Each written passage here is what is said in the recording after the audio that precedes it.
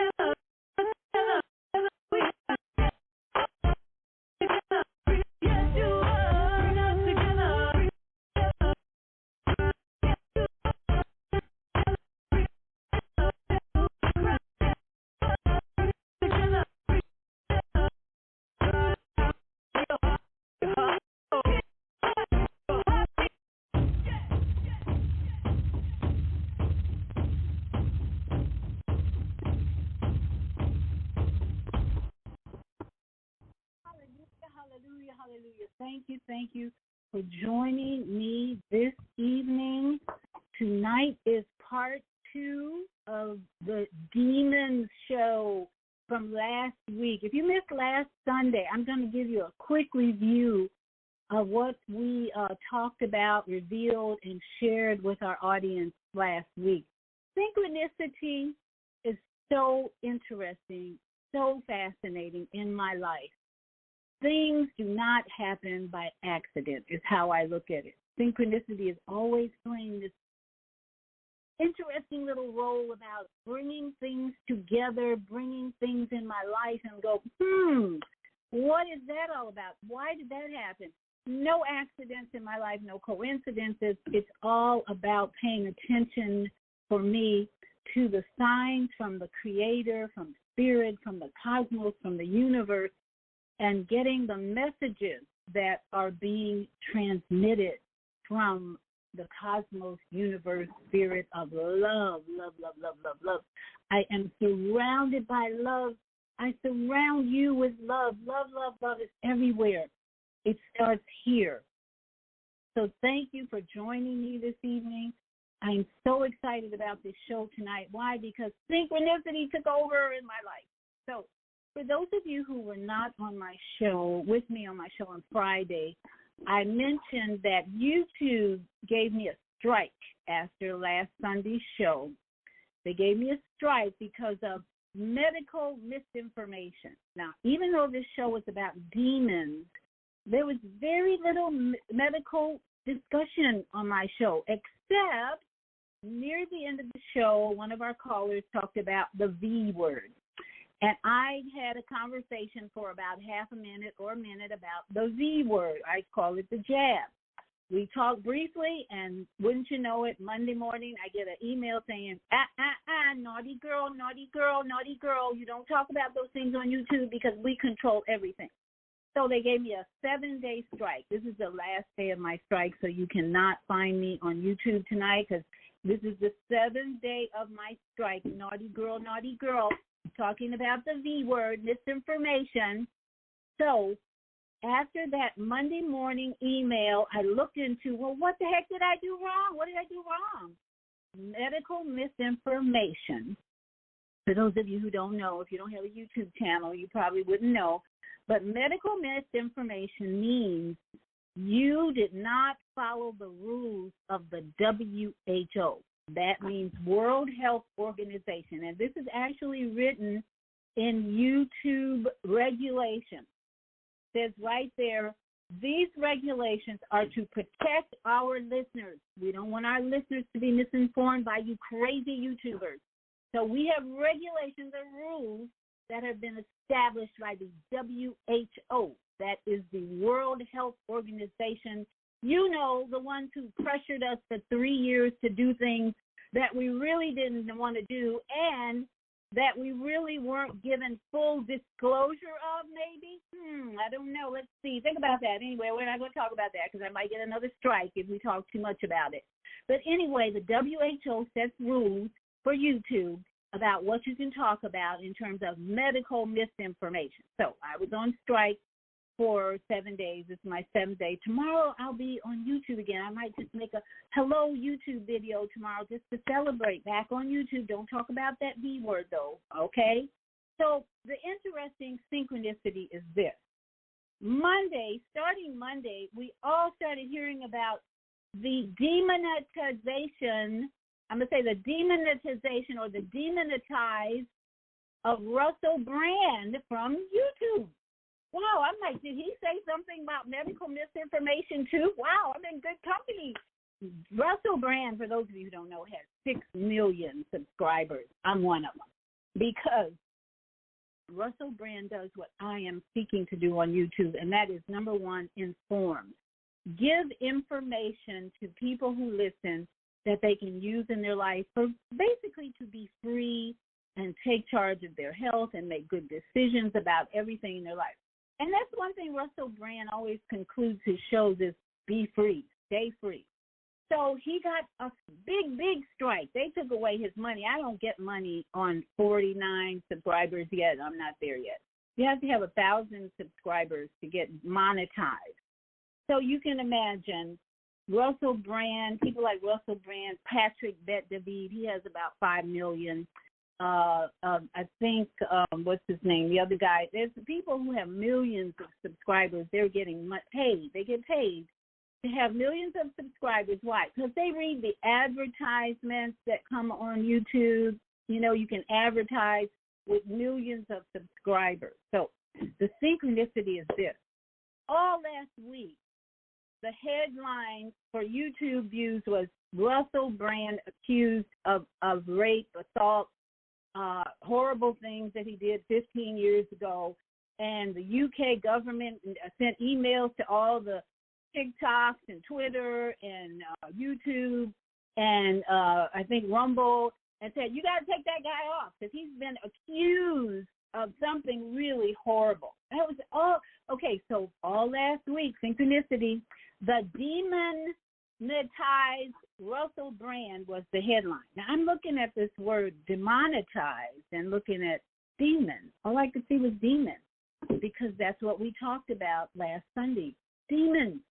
And also from Monday when I got the strike by YouTube, all week it was demonetized everywhere in the news on YouTube, whatever, about Russell Brand being demonetized or demonetized. No more money for Russell Brand. YouTube is down or he's not being able to load up like I couldn't for a week. So that's when Spirit said, okay, you need to look into Nuremberg Codes. Nuremberg Codes? Really? Nuremberg Codes shows up on my YouTube viewing. I'm looking at some of my regular YouTube videos, and there shows Nuremberg Codes. I'm like, what is that all about? So that's where we're going, my brothers, sisters, friends, family. We're going to connect the dots tonight with Demons, Part 2, Nuremberg Code warnings that we missed, and it's important that we not miss them again because they're starting the campaign again, the propaganda, and you need a WHO news, and the demonetized, however you want to pronounce it, it's demon in the beginning, demonetized YouTube channels that are being censored because medical misinformation, political misinformation, anything that goes against the World Health Organization. And when you think of the World Health Organization, what do you think about? Well, for me, it's Bill Gates, Klaus Schwab, whatever, all the elites, BlackRock, Vanguard, that's WHO. That's who's running WHO, okay? The big elite making all the money. So those are the ones writing the rules because YouTube is owned by Google, in case you didn't know, and Google is run by WHO. This is all news to me last week. It's like, wow, I didn't know all this. I learned a lot last week. So I'm going to pass all this knowledge, wisdom, and information on to you, my friends, family, companions, whatever, so that you can make good decisions, better decisions, and practice unconditional love. It's all related, all related. So where do we start? I want to give you a review of demons. What exactly? Because demons was like everywhere last week. Demonized, whatever.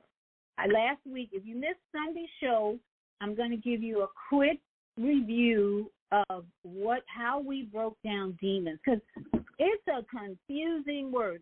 Christians, Catholics, whatever, we're all confused. So I played some quick audios and videos on how we break down demons. So I'm going to give you 2 views on demons from the Christian perspective, very short. 1 view on demons from the narcissist perspective. Yeah, they got some demons too. Because once you put it all together, you're going to understand where the Nuremberg Codes comes in. If you don't know what that is, you're going to get a good definition of that. I have Dr. John Campbell is going to share with us what the Nuremberg Codes mean today for us and why it's so important in this atmosphere of propaganda, pandemics, and the like, okay? So first, let me play for you one Christian perspective on demons. In case you missed that last week, I believe it's like an exorcist, his view. Actually, I got a lot more than I thought. Okay, what is a demon? Here's the first perspective. So we're all on the same page when it comes to defining and moving forward with who are the real enemies in this spiritual world. Hey, Chris here from the Chris Stefanik Show, where we talk about how to live out God's plan for you each and every day in your everyday life in a way that makes you more alive and more joyful. Check it out.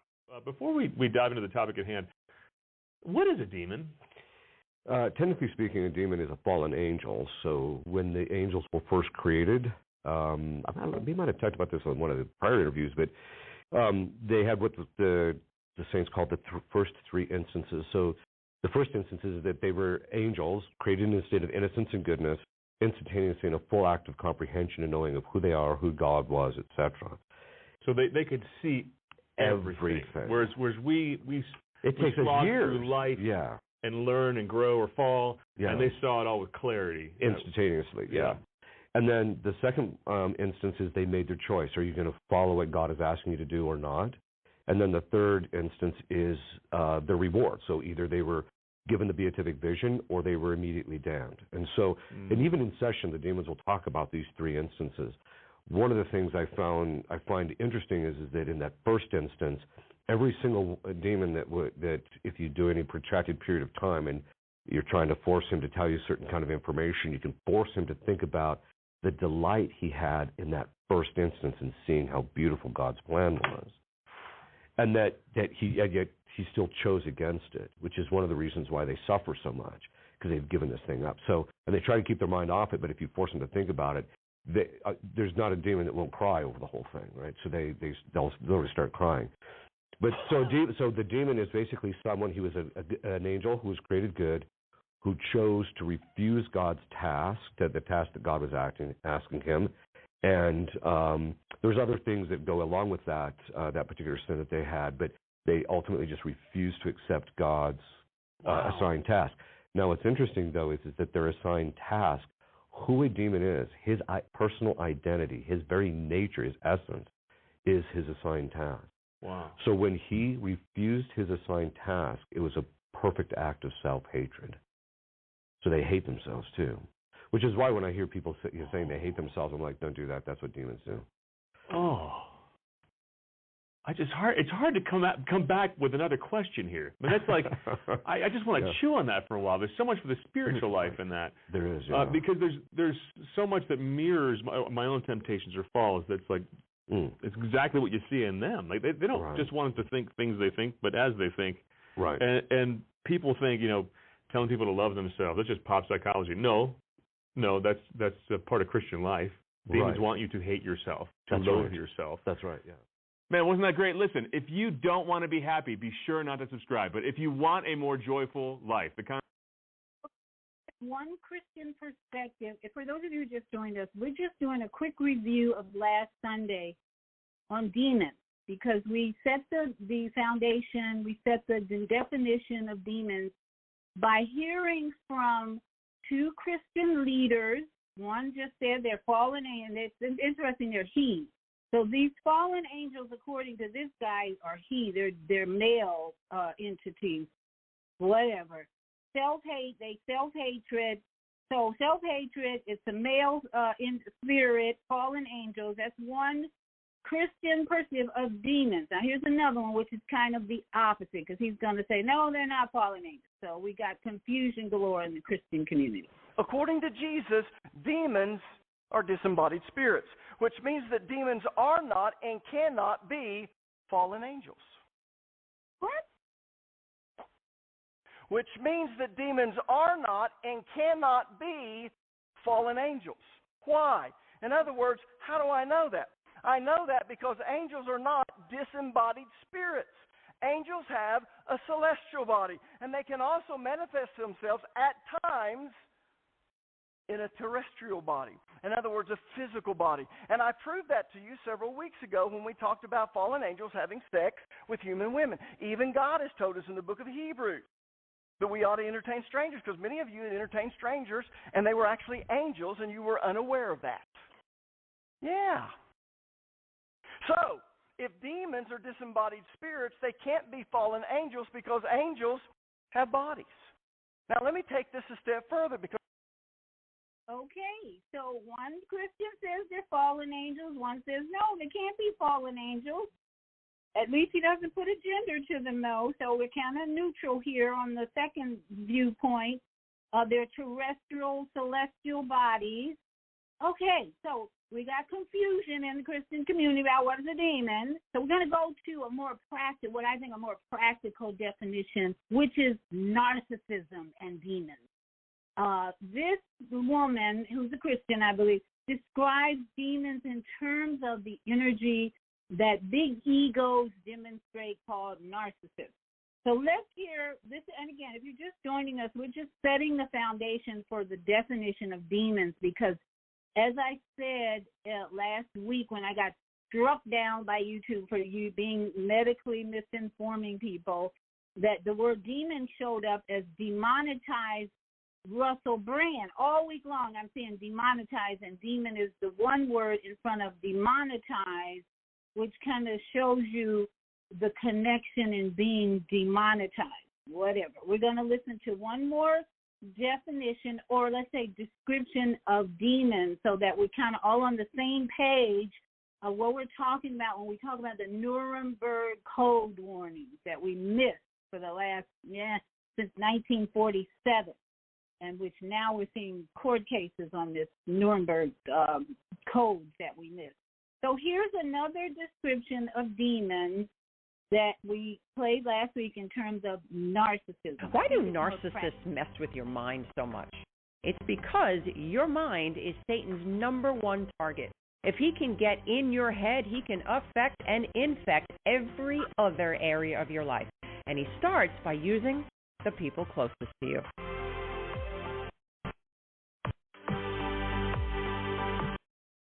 Well, hey, my friend, welcome back to another edition of the Building Faith podcast, where it is my hope to bring you biblical solutions to life's tough challenges. So if you are being blessed by our time together, would you do me a favor and hit that subscribe and notification button? I'd greatly appreciate it. Narcissism is a deeply infectious personality problem that can affect and infect every area of your life. But did you know that there are actually demonic spirits that are driving that grandiose, self-entitled behavior? You see, a narcissist is someone who has yielded to the demonic spirits that are driving their destructive behavior. And these spirits tempt the narcissist with a false sense of hope, strength, and control. And because the narcissist has such a deep sense of shame that they desperately try to avoid and cover up, they actually become easy targets for wicked spirits to have their way. The demonic goal is to not only destroy the life of those that they infect, but also the lives of those that are connected to the narcissist. And people they couldn't otherwise get to are now easy prey for these demons, as the narcissist now becomes their Trojan horse. Their goal? To make you feel like you're going crazy and to get you consumed in the narcissistic behavior so that you have no time or energy to focus on God and His purpose for your life.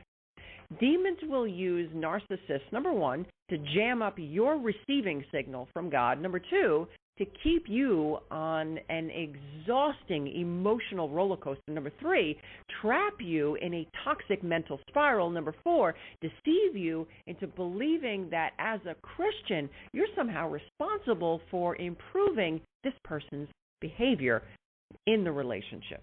So to better arm you, let's talk about 8 of the common demonic spirits that operate behind narcissists and how you can overcome. Number 1 is the spirit of witchcraft. You think witchcraft is limited to voodoo and black magic? You may want to think again. Behind witchcraft is rebellion and manipulation. And narcissists are master manipulators. And remember, the words of 1 Samuel 15:23. For rebellion is like the sin of divination, and arrogance like the evil of idolatry. Many will even refer to this spirit as the Jezebel spirit. Number 2, the spirit of envy.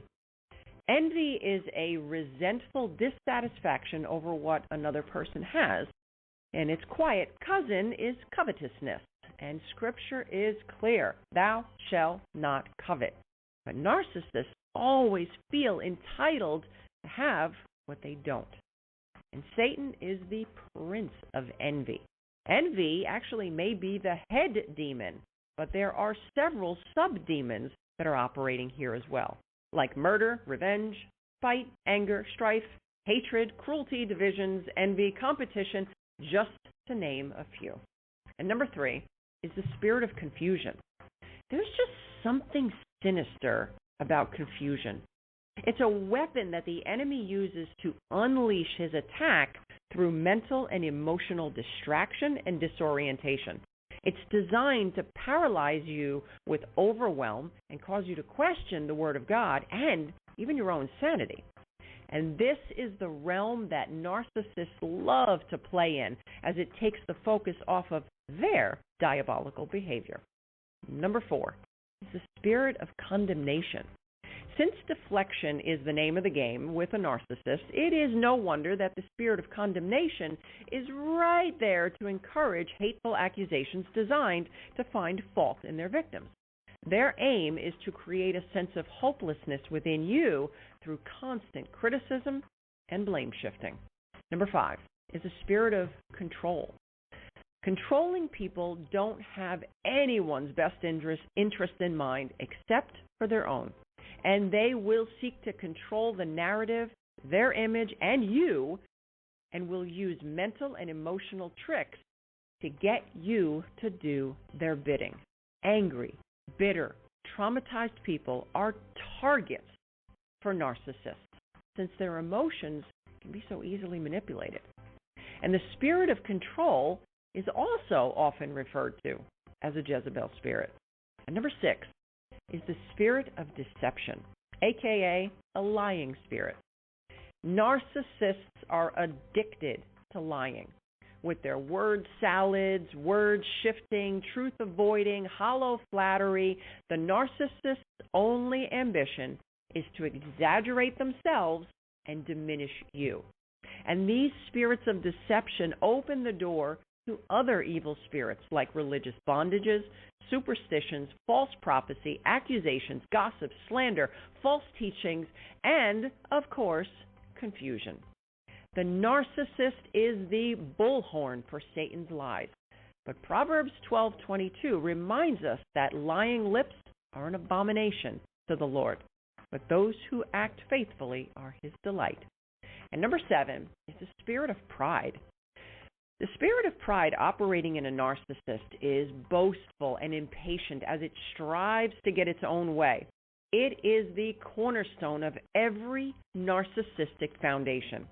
Their arrogant, stubborn, self-righteous, grandiose manner in which they carry themselves can be seen in a myriad of ways, ranging from the way they subtly and not so subtly attempt to exalt themselves, their self-seeking style, and of course, we can't ignore that entitlement that just oozes out of their victim mentality. But Jesus was clear in Luke 14:11 when he said, "For everyone who exalts himself will be humbled, and he who humbles himself will be exalted." And number 8 is the spirit of fear. The spirit of fear weighs heavy on a narcissist.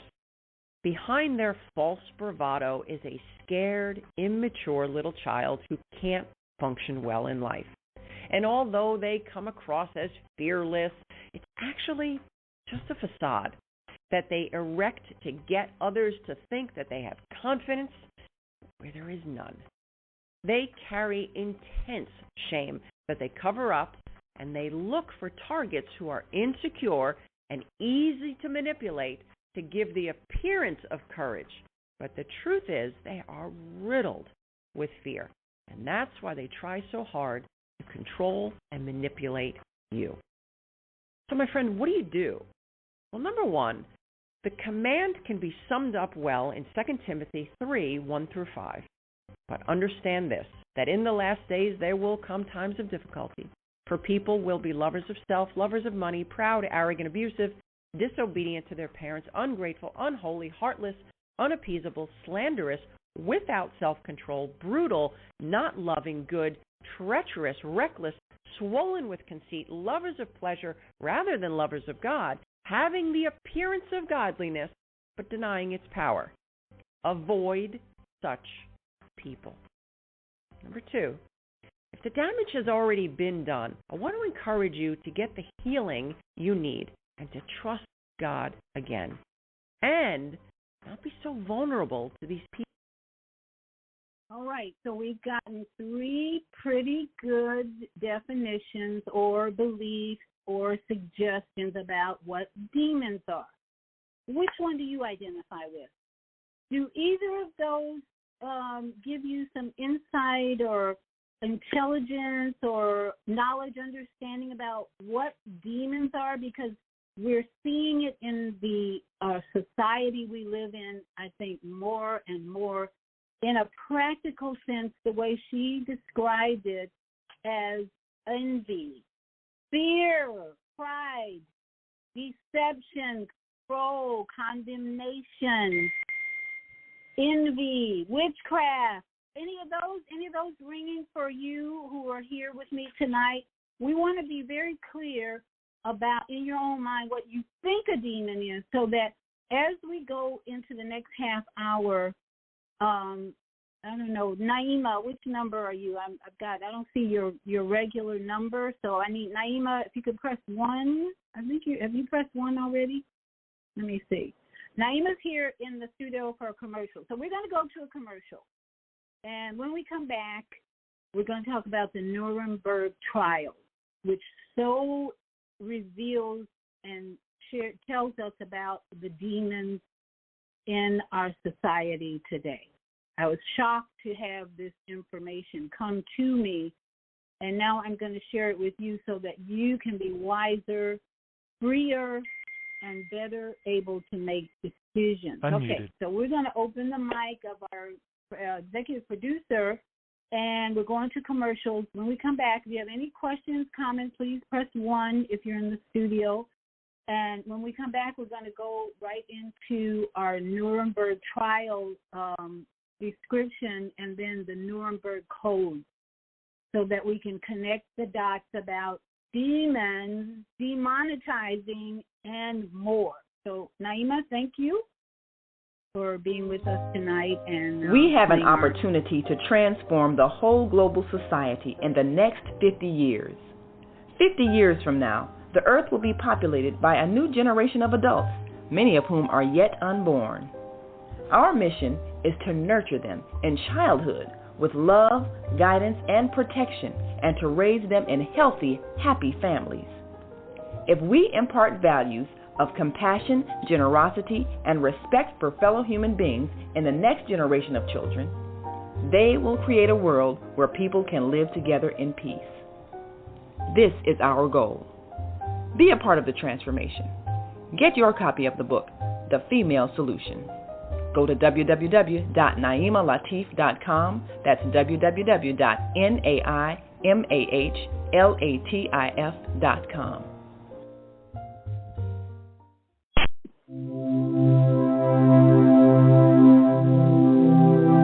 Do you want to live in a world without war? Join our global peace movement. Heavenly Culture World Peace Restoration of Light transcends culture, religion, ideology, and other boundaries to achieve peaceful harmony in the global society. HWPL is committed to bringing world peace and cessation of war through peaceful dialogue between religious groups. I am Director Shin-Suk Kim of the HWPL Chicago branch of North America. Join us for our next gathering. Call 773-580-1501 and be a part of the movement for world peace. Email us at chicagohwpl@gmail.com.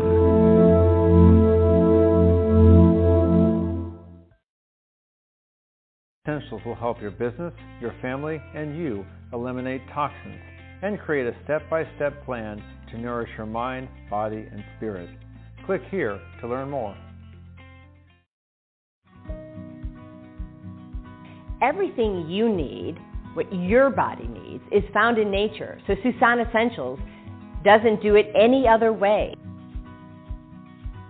Susan Essentials provides your employees and individuals access to over 20,000 nutritional products, and they are shipped direct to your door. Because Susan Essentials is certified in plant-based healing, we're permitted to offer you the best nutritional supplements on the planet. They're non-GMO and sustainably produced, and we take the guesswork out for you.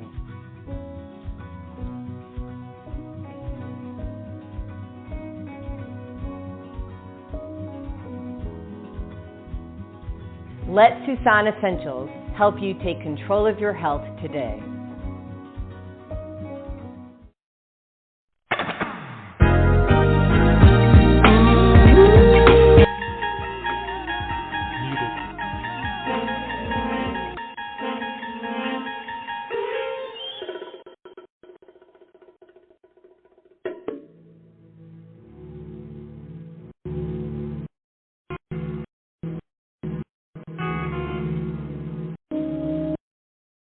Now, in case you weren't familiar with that music, that was the introduction to the Twilight Zone.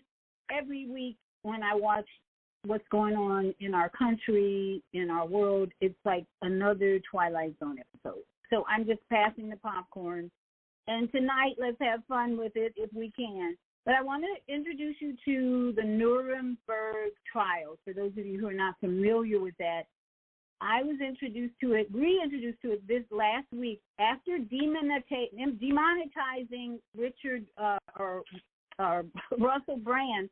The next revelation that came from Dr. John Campbell was about the Nuremberg trials. And I'm like, well, what does that have to do with anything? Well, let me introduce you, for those of you who may not be familiar with the Nuremberg trials and where we're going with that. Let me give you the introduction to what were the Nuremberg trials all about.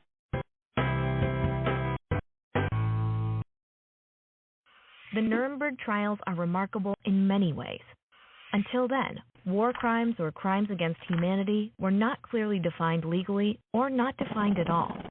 At the same time, however, the defendants were to be granted a fair trial in accordance with the rule of law, while the global public was to be educated on the crimes of the National Socialist regime, and a legal foundation for dealing with future wars was to be established. Additionally, for the first time in history, leading members of a government were put on trial before an international court.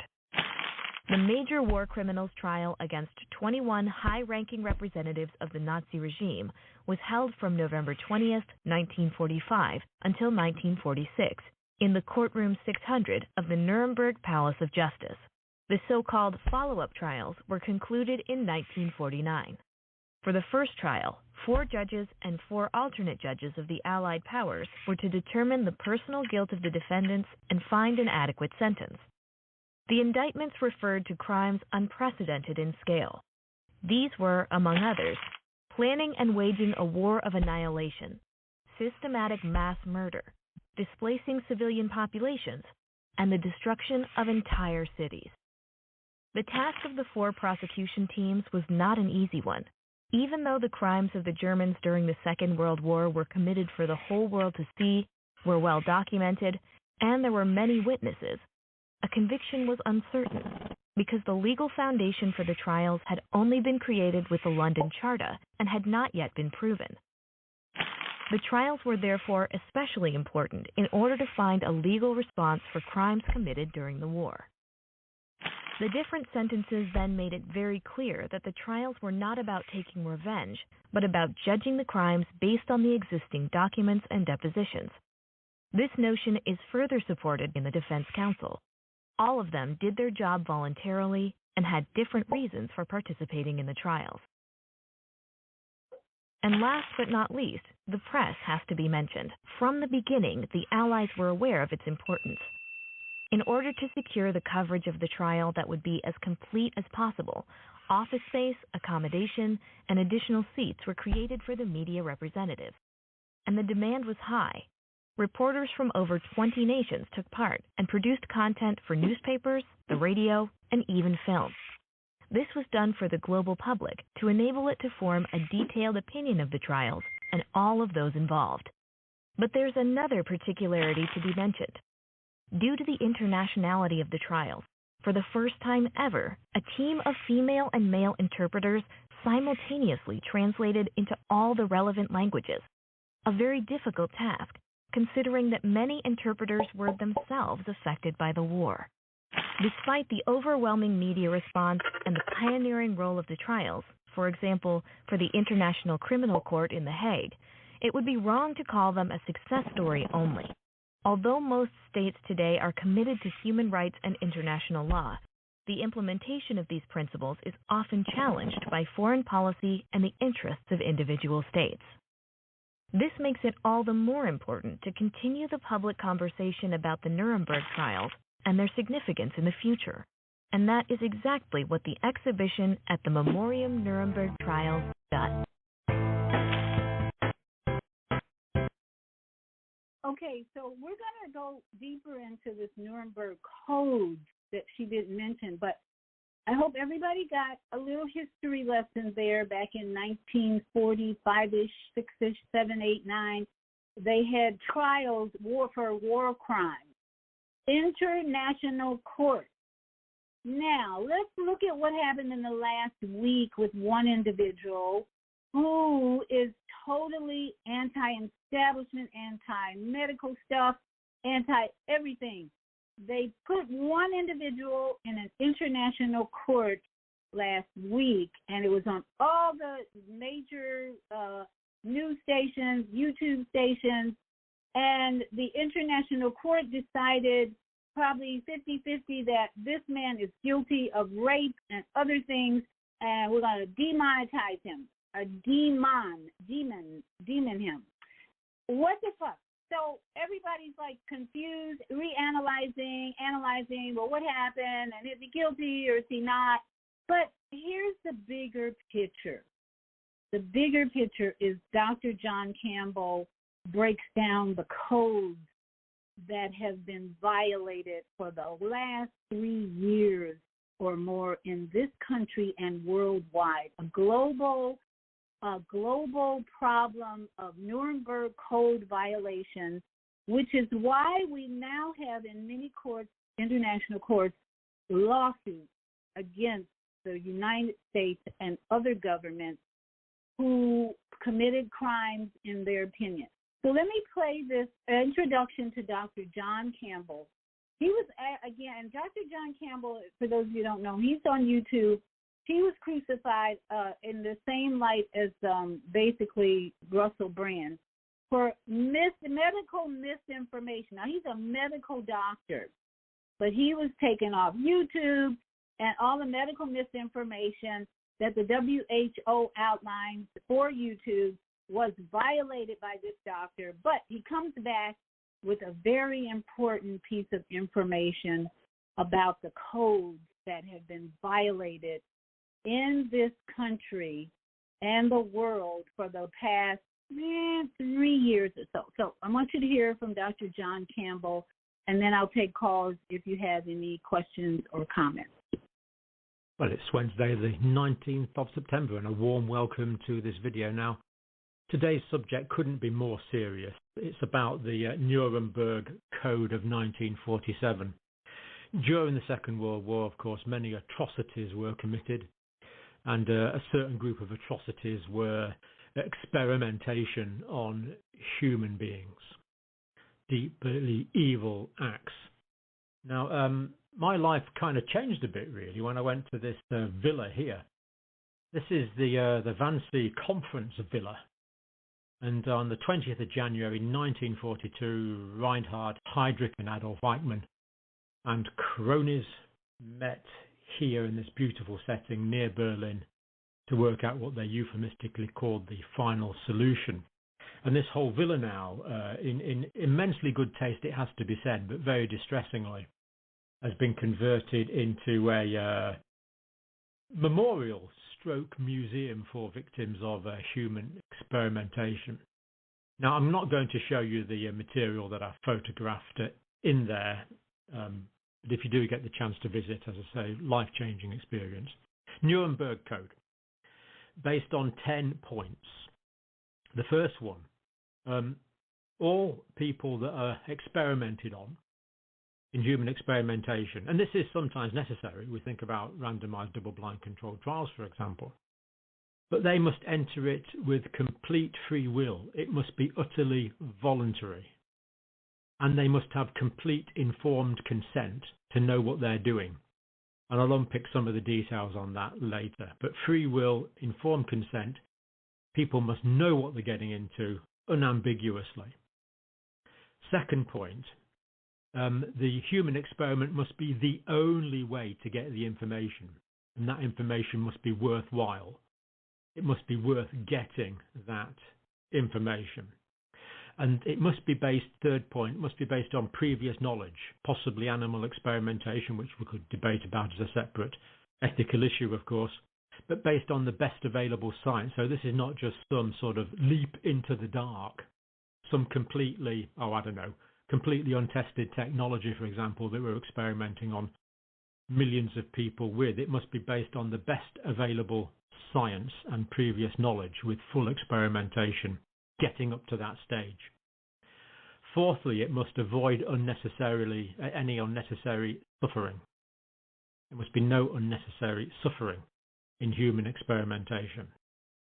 Not saying there should be zero suffering, but it shouldn't be unnecessary. But of course, it's all entered into completely voluntarily. I've had experiments done on me at work, but I've volunteered to go into it. Physiological calibration of instruments, for example, have been done on me when I was young and fit. Fifth point, death will not occur. There must be no reason to expect that subjects will die. Now, there is a caveat here that the experimenting doctor may choose to experiment on himself, and if he dies, then that's his informed consent. But apart from that, death will not occur, certainly not to the subjects. Sixth point, the risk that is taken must be proportional to the potential benefit and the outcome that comes from the experiment. This has got to be a reasonably expected beneficial outcome which is proportional to the risk which has been taken. There must be anticipation of any possible injuries or deaths. Even if this is a remote possibility, this must be anticipated. In other words, people carrying out human experimentation must think ahead, must anticipate what could possibly go wrong here. Has this always been done in the time period since 1947? Is up to your interpretation. Eighthly, the research must be conducted and closely supervised by proper doctors and scientists. So it's not take this experimental treatment, off you go, live your life as normal. I might see you if there's a problem, but no, it has to be closely, properly supervised by the relevant experts in the field. Ninthly, the subject may opt out at any time. So the subject can say, no, had enough of this, I'm opting out, forget it, walk away at any time, completely free to do so. And the 10th point is the doctors, scientists conducting the research must be prepared to terminate the research if they think there is a significant or realistic risk of unacceptable levels of harm to the individual being experimented on. So that's the Nuremberg Code of 1947. Now, I am going to post the whole thing for your perusal. I think we'll just have a quick look through some of the main points now on the overhead.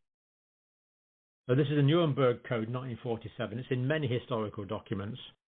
It was doctors on trial, doctors and nurses after the war. And it's frightening to think that in a relatively modern, sophisticated country, doctors and nurses collaborated with the elimination of human beings, other human beings thought were substandard and deserved to be eliminated. That doctors and nurses could actively take part in this because they were told to is simply terrifying. Doctors and nurses do what they're told, it would appear, in this situation, to the point of ending the lives of other people. This comes from the German doctors' trial, 1946. Now, the doctors argued, this is the codes here, you can look them up for yourself, I'll put some references in, that their experiments were no different from those that had been conducted before, and there was no law anyway, so they could do what they wanted. That was their argument. So as a result of this, the permissible medical experiments were drawn up by this Nuremberg Code, part of the Nuremberg trial process after the Second World War, published by the American government in this document. Here's the first point. Voluntary consent of the human subject is essential. They have to have legal capacity to give consent. So people that don't have capacity cannot be experimented on. They should have completely free to exercise personal choice without any intervention, element of force, fraud, deceit, duress, overreaching, and all the legal safeguard languages that are included. There must be no coercion. They must have sufficient knowledge to give informed consent, understanding and enlightened decision before they say yes to anything. They should know the nature, duration, and purpose of the experiment. They should know the methods, all inconveniences and hazards that can be reasonably expected, and other adverse effects should be made clear before the start of the experiment, before they decide if they want to cooperate. This must be open, clear, and above board. Full information can be given. And part of the reason I'm angry is because I wasn't given full information in some events that have occurred over the past few years by people that should have given me full information over the past few years. How can you make an informed decision without full disclosure by those leaders that have power over us? The duty and responsibility of the person conducting the experiment. It's a personal duty. They have to do that themselves. They can't delegate it to someone else. Second, the experiment should yield fruitful results. Can't get it by other means, not some random harebrained idea. It doesn't actually say there shouldn't be a financial motive in the Nuremberg Code. But maybe we should add that as point 11. There should be no financial motive by the experimenter on those being experimented on. To make money out of people being experimented on. That is so appalling. It didn't even seem to be considered in 1947. This was ideological rather than financial. To me, it goes without saying that people should not be experimented on for others to make money out of. Point 3, experiments should be based on previous experimentation with full knowledge, not some harebrained idea that we simply don't know what the outcomes will be. If we have full knowledge and we're just building the next stage, then we're more likely to get it right than if it's a completely new idea. 4, the experiment should avoid unnecessary harm and suffering. 5, no experiment should be conducted if there's an a priori reason believing death or disabling injury will occur, except perhaps where the experimenter themselves takes that risk upon themselves. And there are many noble examples of self-experimenters in history. John Hunter famously infected himself with sexually transmitted pus to work out the nature of those form of diseases. Barry Marshall infected himself with Helicobacter pylori to demonstrate the effectiveness of his eradication therapy, and went on to save untold millions of, well, he does know, several million lives from peptic ulceration. Point 6, the degree of risk should never exceed that determined by the importance of the problem to be solved, the proportionality. Proper preparation should be made and adequate facilities provided to protect experimental subjects against even the remote possibility of death. If there's any possibility of the subject dying, the experiment should not be carried out. It's very simple. 8, experiments should only be conducted by very highly qualified people and should be well supervised. Now, there's no point having 3 well qualified people who live, I don't know, let's say in Geneva, saying, oh, we should do this. They should be experimenting supervising every single subject that's being experimented on. We need the expertise and the supervision together. High degrees of skill. 9, subject can pack in at any time, finish at any time, and the experimenter may need to bring the subject. They may need to bring the experiment to an end at any time. They must be fully prepared to do this. That's the Nuremberg Code, 1947. Makes a lot of sense to me. I'd like to see a new clause inserted for the financial gain. But it's a pretty comprehensive, well-drawn-up document after the doctor's trial at the time.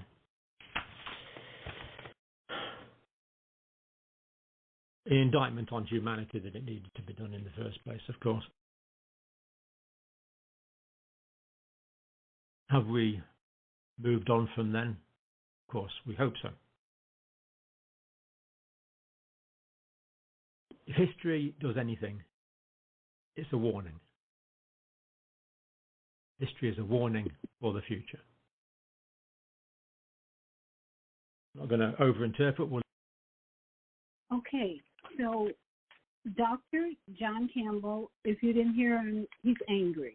Why? Because he believes the lies of the demons who were deceiving and controlling and manipulating and coveting and promoting the fear that demons do.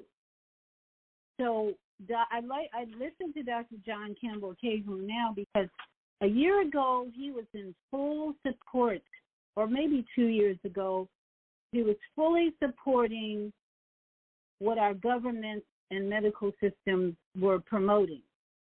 I would watch him on YouTube and say, don't want to hear from him. Now he has done a 180-degree turn. Why? Because he's probably been injured and he's angry. Why? The number one reason we all should be taking heed of the warning, we were not given full information of the risk of death, injury, and suffering from what the establishment people wanted to provide. I have to be very careful if I don't want to have another strike on YouTube.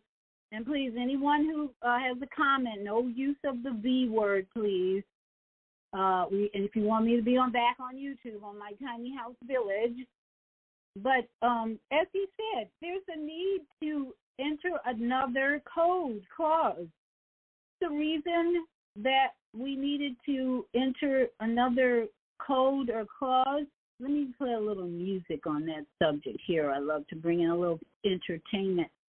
The same reason that we're going to go into about Russell Brand, why women who slept with this man 15 years ago or whatever, women who slept with a sex and drug addict, falling all over him, why would they come forth in 15 years later during another election season and during a time where the Nuremberg Codes are becoming useful in lawsuits?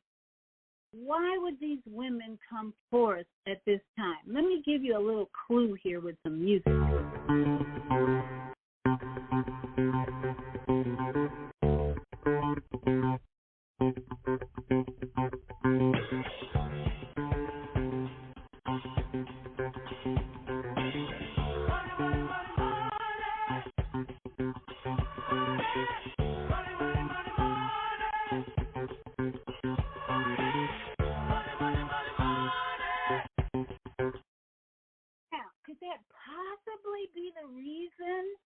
That women would go to a journalist, not the police now, but a journalist and claim that someone raped them 15 years ago who was a drug addict and a sex addict?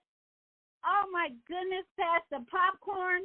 Are we in the, no, we're not in the Twilight Zone. We're in a comedy show right now with this Russell Brand incident.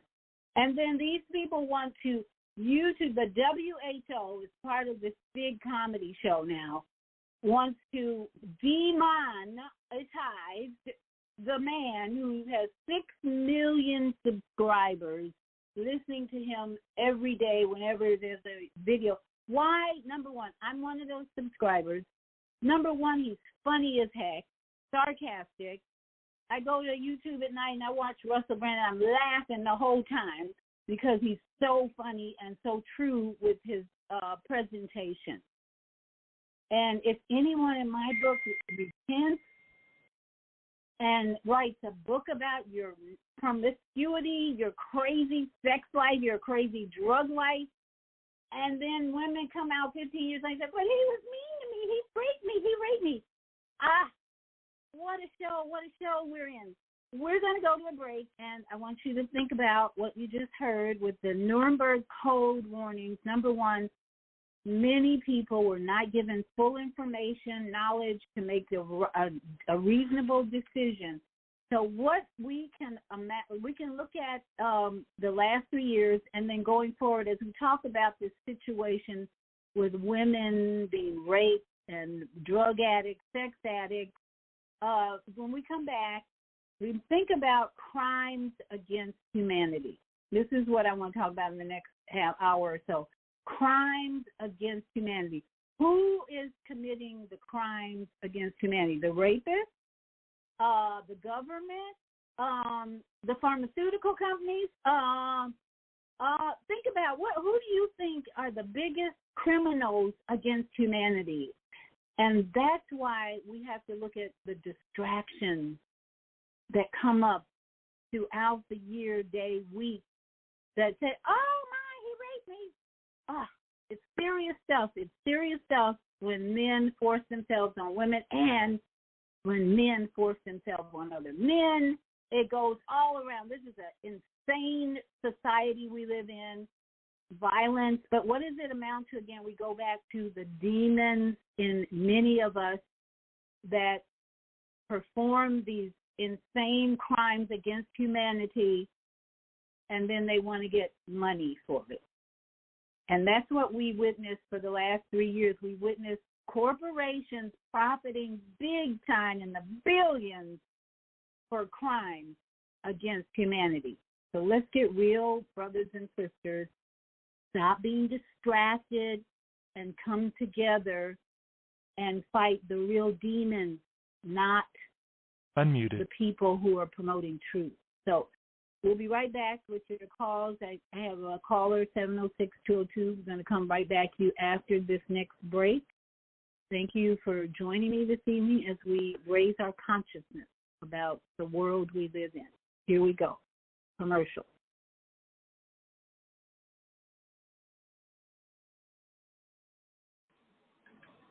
Hi, I'm Naima Latif, executive producer of the Female Solution Global Radio TV show.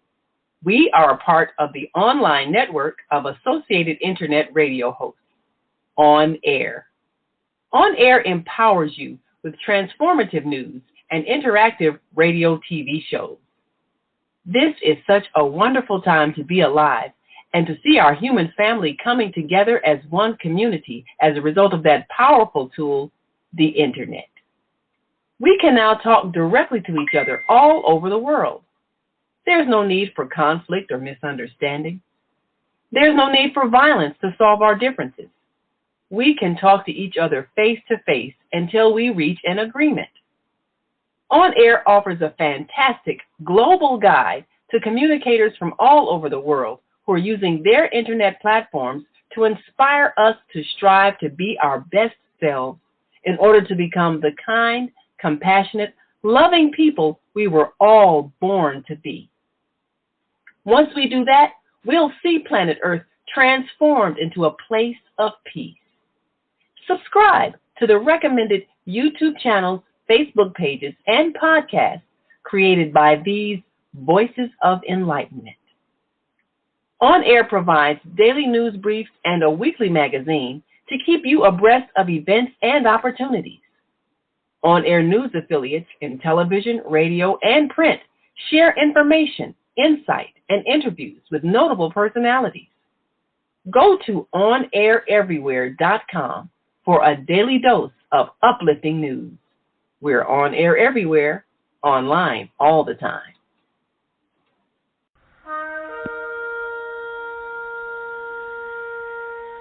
I'm Viyahta, your holistic life coach.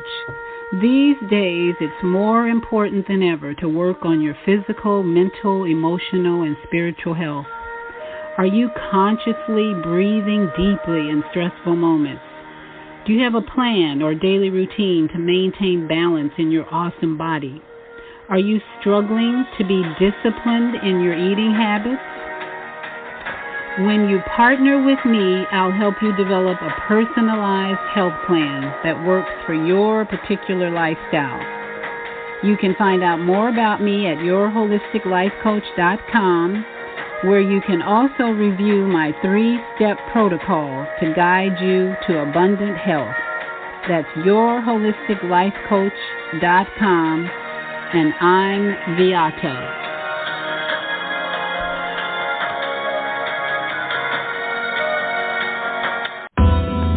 Do you worry about finances, family, health, job, relationships? Are you in pain? Do you feel stuck? If you answered yes to any of these questions, help is available. Don't worry, you're not alone. It's part of the human process. You only feel this way because you haven't mastered the voices in your head. No hype, just down-to-earth, solid, workable tools and techniques that you can practice daily. It's really food for the soul, whether you want to learn how not to worry about anything, reverse type 2 diabetes, publish a book, promote your product or service, or just make extra money. To take advantage of the deal of the day, go to zeldaspeaks.com or call 312-409-6619. Mention promo code The Female Solution and get free shipping. That's zeldaspeaks.com or 312-409-6619. Stop worrying today. Visit zeldaspeaks.com.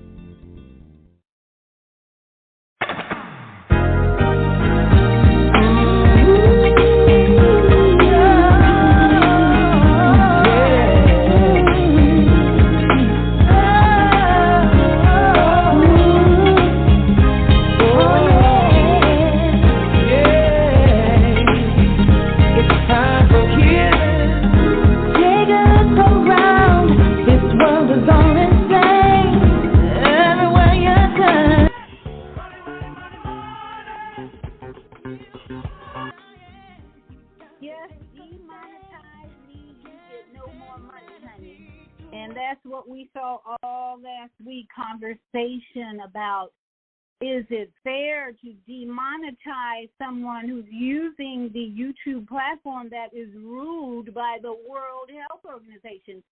That's the truth reality that slapped me in the face. Is like, wait a minute, you're on this YouTube platform, and guess who's running the show? The WHO, the World Health Organization. Anything you say can be used against you.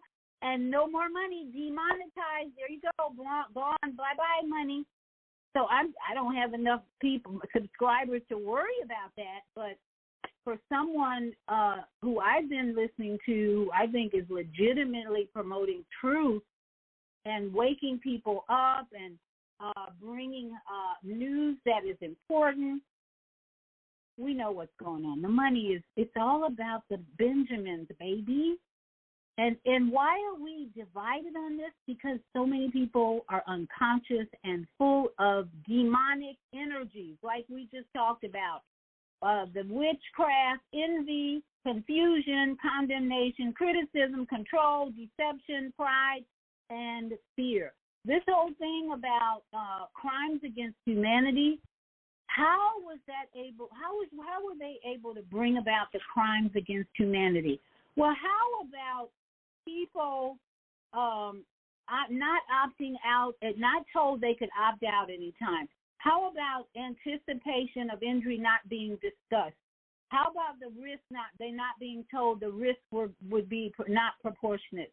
How about based on previous knowledge, these people didn't have any idea the risk they were taking?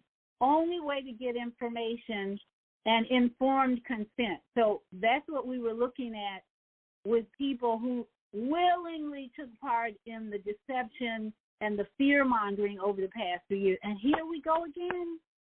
And people are lining up again to do the same stupid stuff.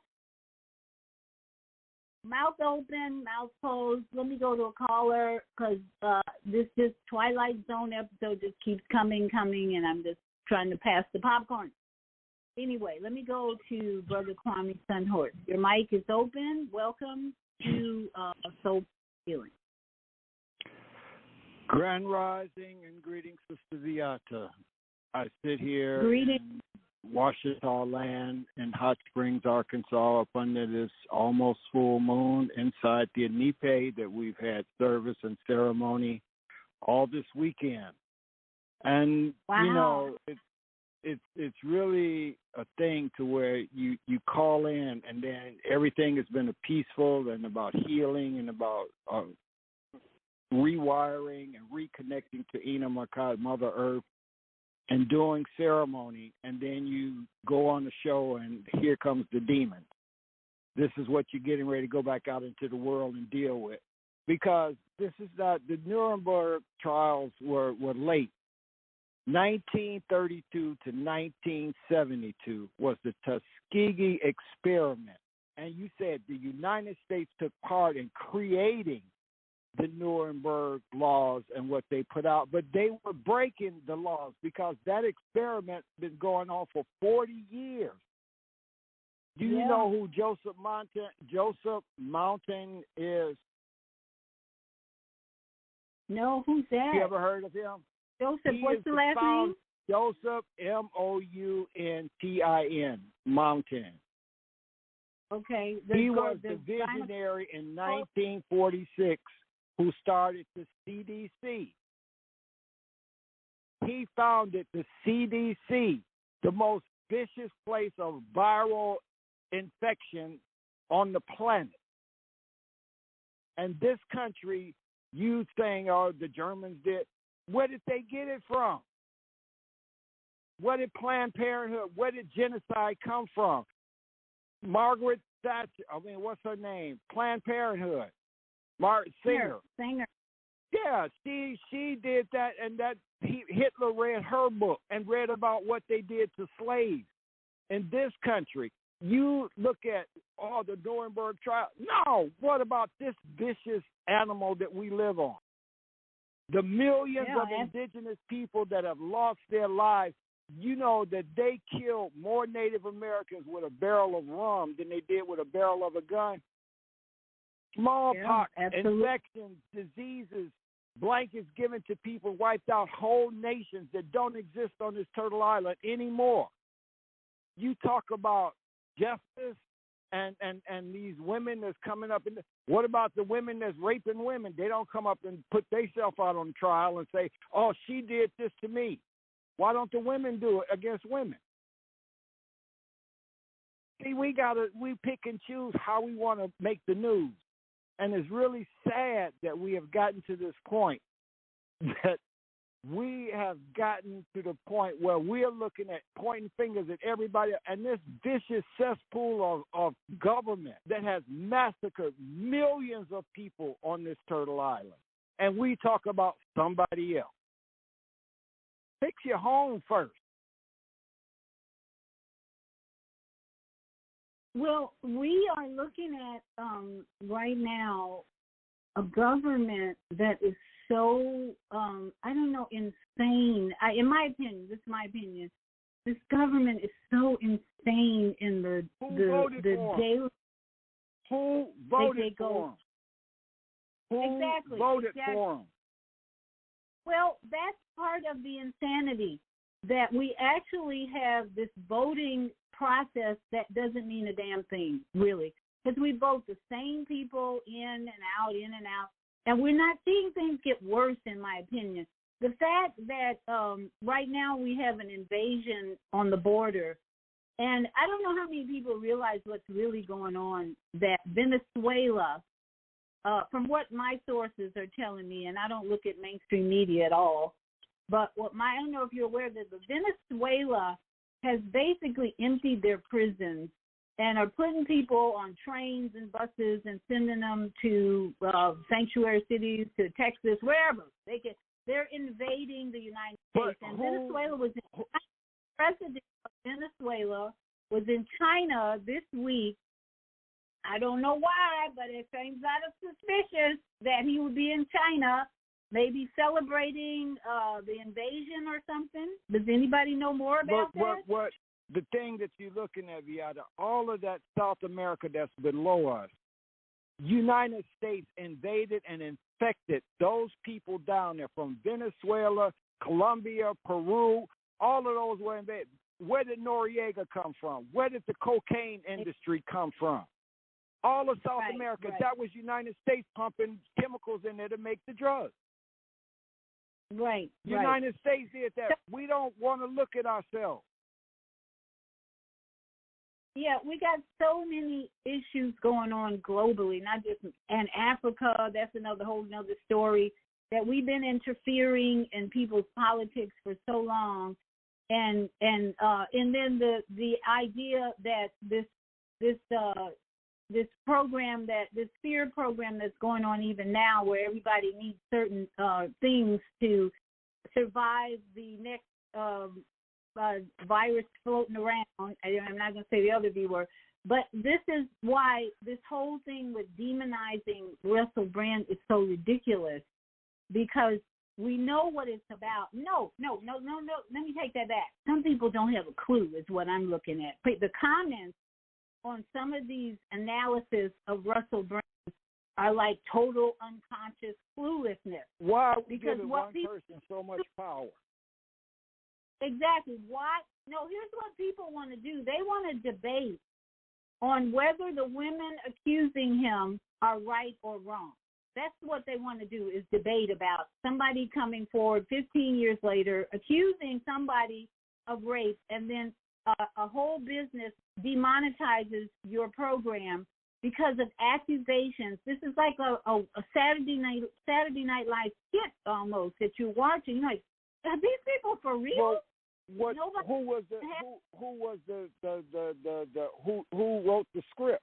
You just had a man who was over this United States and said what he would do and did and spoke about women and turned around there and became the president. Women came out and pointed the finger and said, this is what he did. Here, hush money, turn this over, turn that over. And he's still walking around. Why are we, looking at this? So instead of focusing on, here's my point tonight is, instead of focusing on this issue of rape and whether he did it or not, victim, accuser, blah, blah, blah, the thing is to look at the government's operation to commit crimes against humanity again. Pandemic Part 2 coming up. And what are we talking about? Whether somebody 15 years ago was raped by a man who has 66 million subscribers talking about truthful things. Today. But to see, the thing about it is we're looking at something and saying, okay, he's got 6 million subscribers. All of those people that's clicking and picking. It's just like we pick cotton, and now all of a sudden we picking who we want to watch. It's the same money game. It's the same money game. But now we're looking at, and we've got another caller, we're looking at division. Okay, remember what the woman was talking about, how you recognize narcissistic and demon activities. We're looking at a bunch of running the countries of the world. Let me ask one question before the next caller come in. Those women were raised in a society that sex and perversion was part of their lives, wasn't it? It ain't changed. Right. It's sex and perversion going on right now. You got hundreds of thousands of missing and murdered indigenous women across this country and across Canada and some of the South Americans. Sex trafficking of children, and we worried about somebody talking about 15 years ago, and these kids are being traumatized as we speak. Why aren't we focused on that? So do we see the distraction? Again, the demonic energy is all about distraction, fear. Do we see what's going on in the media, on YouTube, whatever, to distract us from what is really we need to be focusing on? And in my mind, it's becoming aware of the spiritual battle that you need to be aware of to protect yourself in this new drama that's playing out in the news again. Let me go. Who did you say was controlling YouTube right now? WHO, the World Health Organization. That's not about health. That ain't healing. They're promoting. They're promoting. Right. They're promoting fear-based propaganda. Yes. Why are we subscribing? All we got to do is don't look on YouTube. Well, what you find is there are people who I listen to, I believe the ones who are giving me the wisdom. There are people on YouTube handing out wisdom, knowledge, and truth. Those are the people now who are going to be censored or who are being censored. And we don't need to be debating about whether 15 years ago a woman was raped or not. This is like, really, 15 years ago? And they claim to have proof of the text messages 15 years ago. Come on now, people, wake up. Let me go to the next call. That tells you everything that you do on this computer, Dan. They have your information in a file. That's what they doing in creating the book. But the part that we got to understand, there are other forms of communication and broadcasting because you don't have to use this one system. There are other systems, but it's so widely promoted by the PayPal mafia, those ones that now are the technocrats instead of the bureaucrats. These are the technocrats. They started with PayPal mafia, Elon Musk, Gates. All of them started together with PayPal. That's the money. Yeah. So they got their pals paid. Yeah, so let me go to the next call. And this is the thing. This week, as I said, the top news was Russell Brand and the demonetization of his channel. But when we have this much attention being given to one thing, bringing awareness to something, the thing is for us to learn what is needed to grow. What do we need to grow from this? That's the question we can ask ourselves at the end of this. What do we need to grow from all this attention being given to one issue, one problem, whatever? What is really needed to grow from all this? So let me go to 701. Let's see, 701-680. Your mic is open. Yep. Welcome. Good evening, Sister V. This is Crab from North Dakota. How y'all doing? And with your permission, all right. With your permission, I'd like to read a piece, if it's okay. Absolutely. Right ahead. This is from the preamble of the Constitution. That whenever any form of government becomes destructive to these ends, it is the right of the people. Again, it is the right of the people to alter or to abolish it and to institute new government, laying its foundations on such principles and organizing its powers in such form as to them shall seem most likely to affect their safety and happiness. Prudence indeed will dictate that governments long established should not be changed for light and transient causes. And accordingly, all experience has shown that mankind are more disposed to suffer while evils are sufferable than to right themselves by abolishing the forms to which they are accustomed. But when a long train of abuses, again, that's everything that you and Kwame were just talking about, but when a long train of abuses, usurpations, pursuing invariably the same object, evinces a design to reduce them under absolute despotism. It is their right, again, it is their right, it is their duty to throw off such government and to provide new guards for their safety and security. See, I don't see how discussing the symptoms of the cancer is going to help us get rid of the cancer. It's not going to help.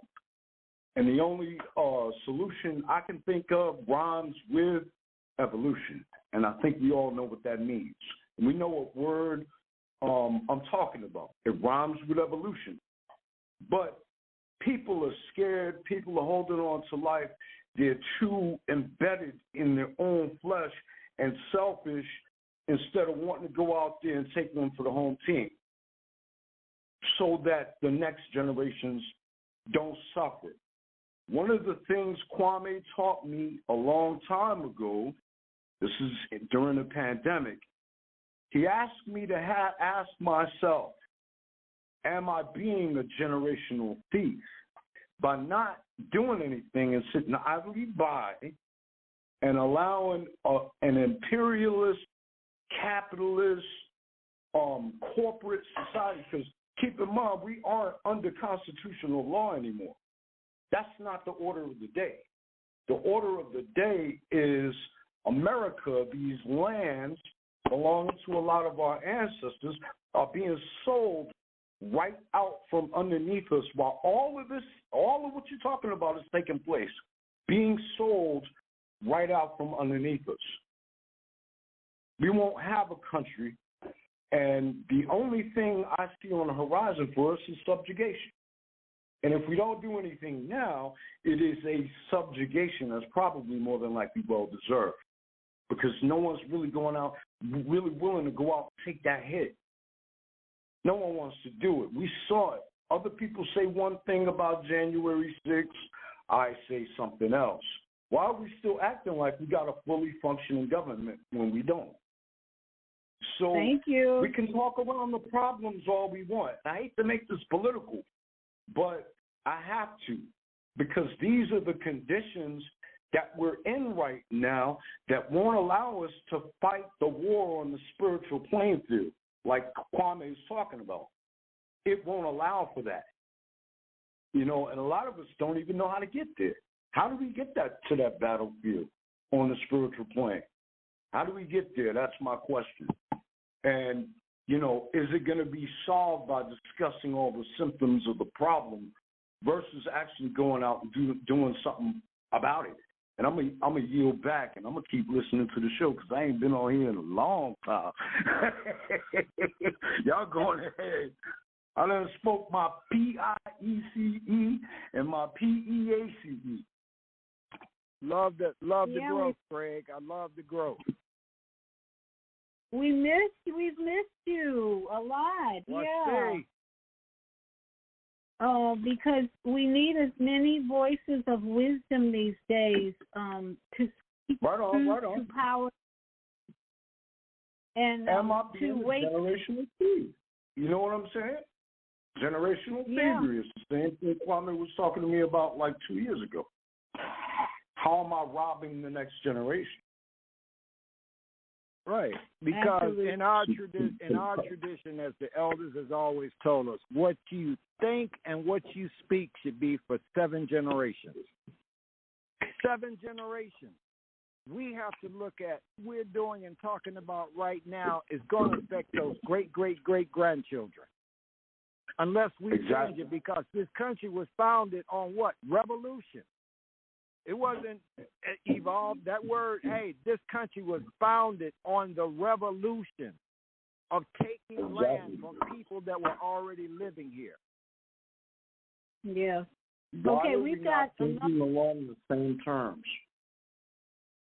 I'm going to leave your mics open, Craig and Kwame. I've got another caller from Naeem, the Female Solutions Board. So let's see. I'm open up. Naeem, your mic is open if you want to bring on the 314-667 caller.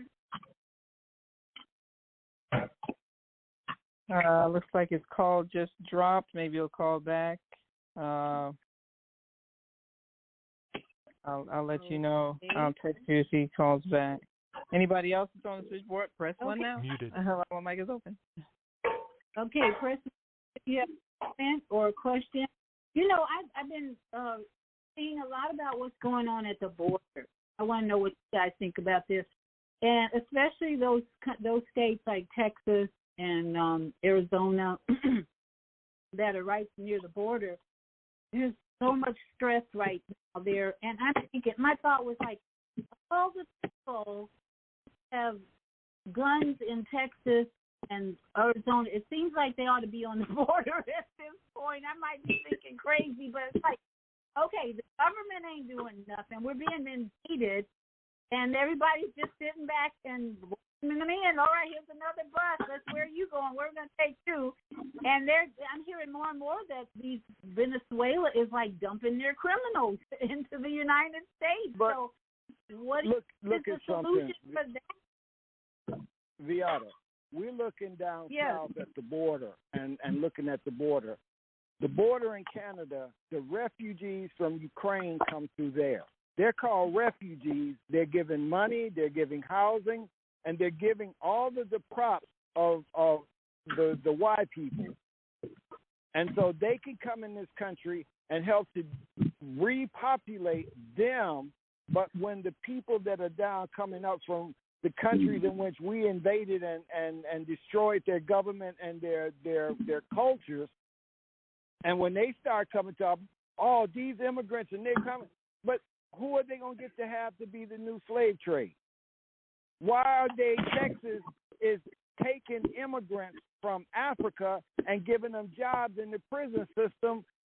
The Prison Act was passed in Texas to go into Africa, Nigeria, and those countries over there, give visas for those people that would come over here and be new prison guards for people that look like us. What is that? That's the overseer, a new overseer that look like us? That's what they're doing. No fully government here. It's kind of insanity. Twilight Zone, and it's like I'm not wondering if it's going to end. Is it going to change? I send prayers to those 6 people in the family that was going up a private road with no railroad guards on it and were killed by a train right there in Florida about 6 hours ago. Ooh, when? Where were these? You right there in Florida. That a family was taking their daughter for her carnate. Well, that in the Hispanic way, when a girl turns 15, they have a ceremony that's going into womanhood, and they have a big party for that young lady. They were on their way there, didn't have any signals up there, and a CSX train tore their car and killed everybody in there. Quinceañera. Yeah. Is that the name of the family? The name of the ceremony. Quinceañera. Okay. Sweet 15. I have to look at Sweet 15. So that just happened today. That just happened a few hours ago. But we worried about somebody 15 years ago, and people just dying right now. Where's our priority? Exactly. So we're gonna take a break. This is the reality that we're living in on September 24th, 2023. And I didn't even put the number. It's a 4 actually. And so we're gonna take a break, and when we come back, we'll have another call. I see Mama AZ has her hand up. If you have a comment or question, now we're talking about recognizing the demons, not just in your neighborhood, but globally, and the government itself. It's full of them. It's full of them. Like, how long are you going to be submitting to what the government, the medical system, the educational system, as we're talking about, we're going to lose generations if we don't do something. So, Naima, your mic is open. If you want to play our last group of commercials, and then we'll be right back to sum this all up and continue with the Twilight Zone summary. We're in it. Tune in to Soulful Solutions with Dr. Debbie Green on Thursdays at 7 a.m. Central Standard Time and 8 a.m. Eastern Standard Time to hear great topics and stories on grief and turn it into victory. Join Dr. Debbie Green to listen to stories of triumph and learn how to overcome. You are not alone in your life, and there is hope in the darkest hour. This is your time to learn strategies and solutions to improve your life. It's your time. So join Dr. Debbie Green with Soulful Solutions and call in on Thursday at 7 a.m. Central Standard Time and 8 a.m. Eastern Standard Time at 515-605-9325 with comments and questions. Look to hear from you real soon.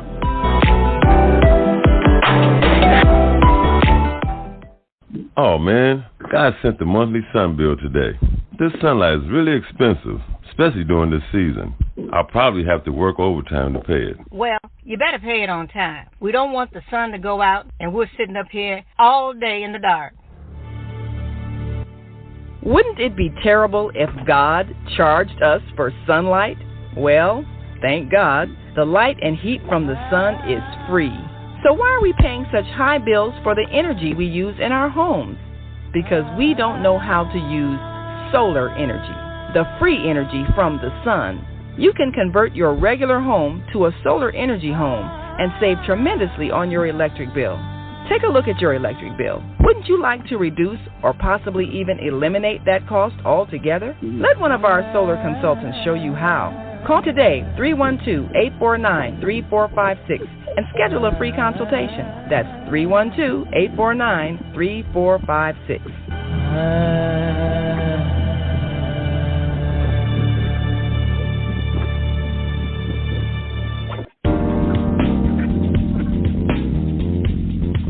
Is Monday morning a struggle to get out of bed, into the swing of things? Well, don't worry, you are not alone. Join us for thought-provoking, stimulating, and mindful conversations on higher learning with Zelda Speaks for your Monday morning mindfulness sessions on Blog Talk Radio, The Female Solution, Mondays, 7:30 until 9 a.m. Be sure and send your ideas, thoughts, comments, and suggestions. Also, if you'd like to be a guest on the show, visit ZeldaSpeaks.com and send us your info. We'd love to have you. Experience mindfulness moments with the mindfulness/stress relief coach, Zelda Speaks. And thanks for sharing the mindfulness moment tip of the day. Stay on purpose, stay empowered, and stay tuned to your next session of mindfulness on Higher Learning with Zelda Speaks. Make it a mindful day. And thanks for listening.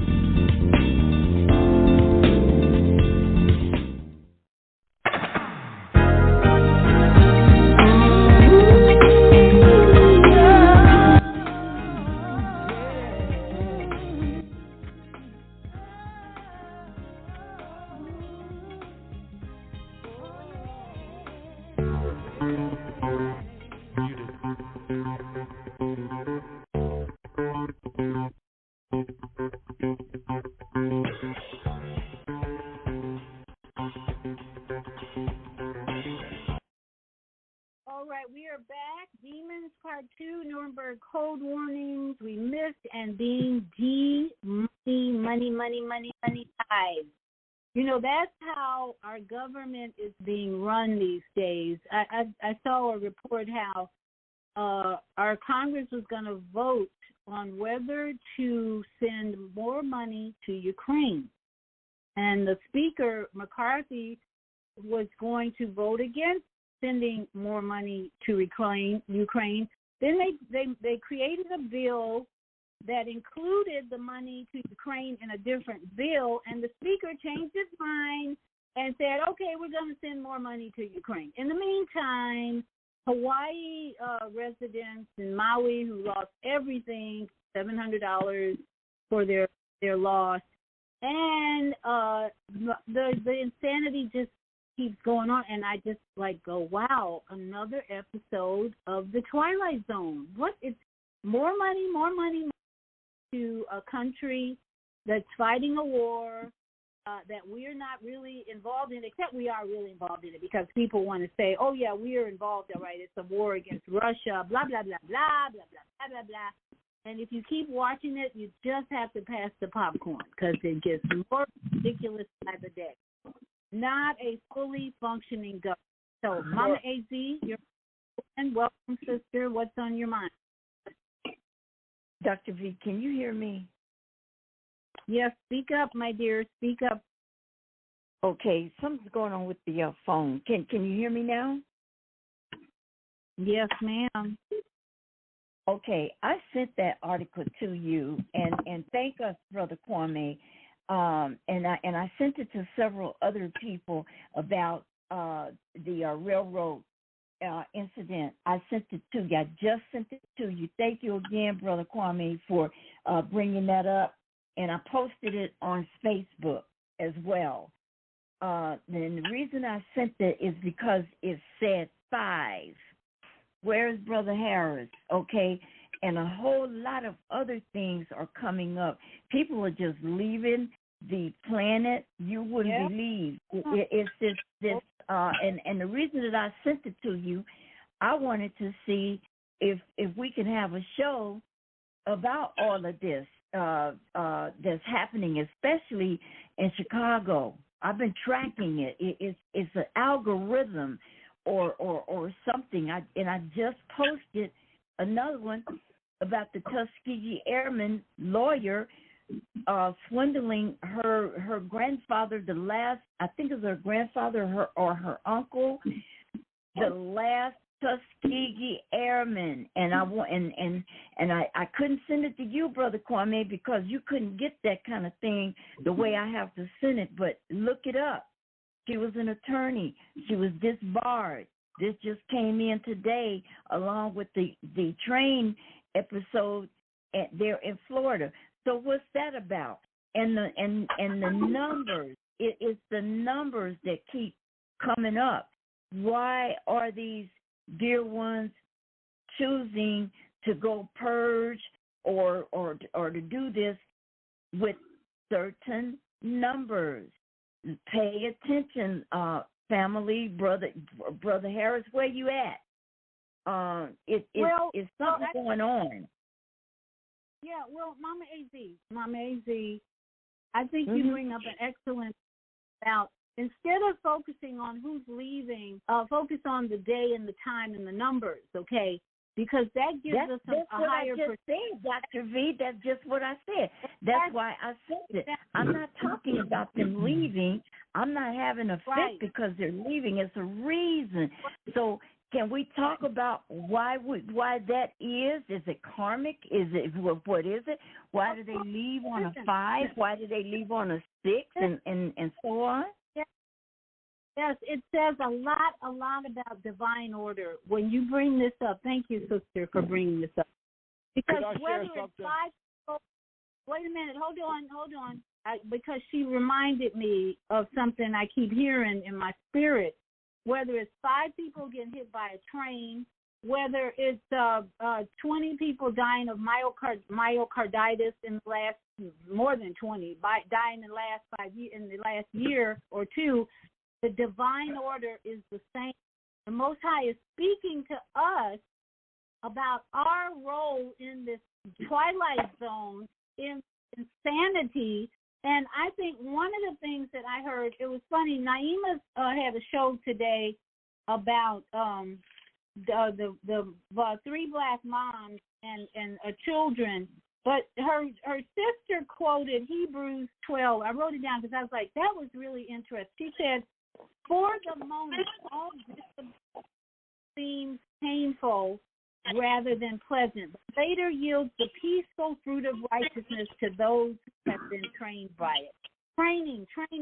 I thought, okay, training. So no discipline seems pleasant at the time, but painful.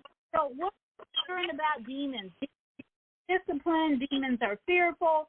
The demonic energy narcissists are witchcraft, envy, confusion, condemnation. So what I kept hearing over and over again is a time of discipline for those who are left to witness the transition to the fourth dimension. We in a test zone. We're in a real challenge right now to become more disciplined in every area of our life, because that is what is going to help us survive this madness. We cannot be undisciplined in our ways and expect that everything's going to go well in our life. This is the key, and that was just a reminder to me. Kwame, go ahead. There's a book called Brown, the New White. I think it's on page 69, but they talk about every 7 seconds there's a child coming out of the womb on this turtle island. Every 13 seconds there is a human being dying and leaving this planet. Do you see this, the balance in which the Creator works? Right. 2 for 1. Thank you. 2 for 1. Yeah.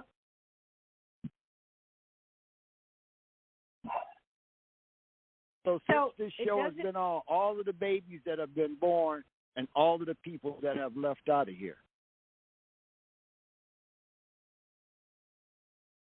So what are we going to do about our role in this madness?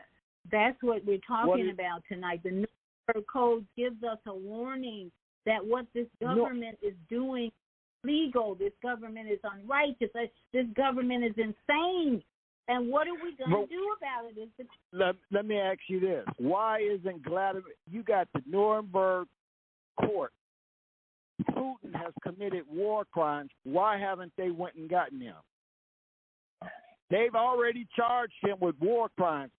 Why haven't they gone in his country and got him? Who are you talking about? It's pick and choose how they do what they want to do. They say that, we got these Nuremberg laws, but this man has massacred and killed, and then sending all of these people here, and we sending money back over there, and he's sitting there spending money.